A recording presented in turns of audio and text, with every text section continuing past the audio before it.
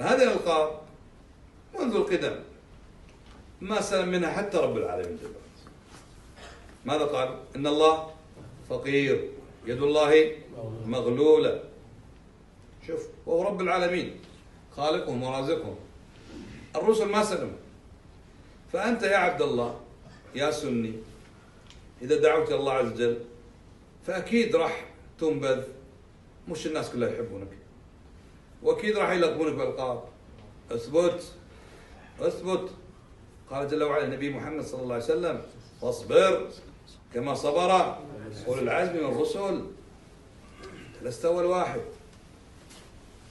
الحمد لله لك الشرف أن واحد مبتدع ساقط يسبك ويعايرك ويلقبك، عساهم ما يرضوا عنك يوم الأيام. وأنا فيها اليوم واحد أرسل لي إباضي يقول: أنت شوفوا إيش يلقبونك في الإنترنت، يسمونك الفاسق. قلت: زين، فاسق زين.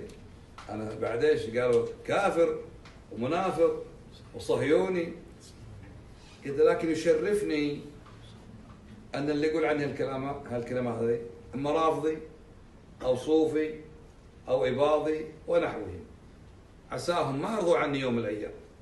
قلت: إذا رضوا عني هؤلاء أنا لست على خير، ولا لا؟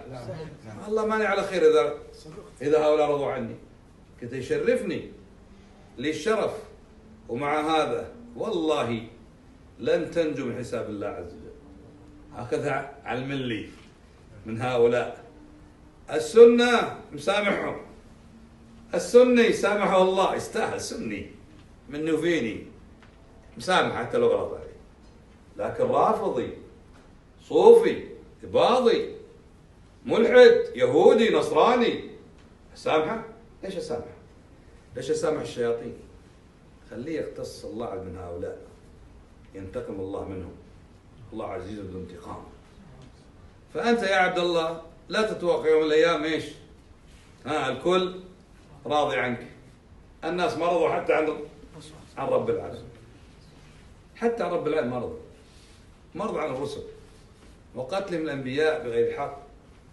أنبياء يقتلون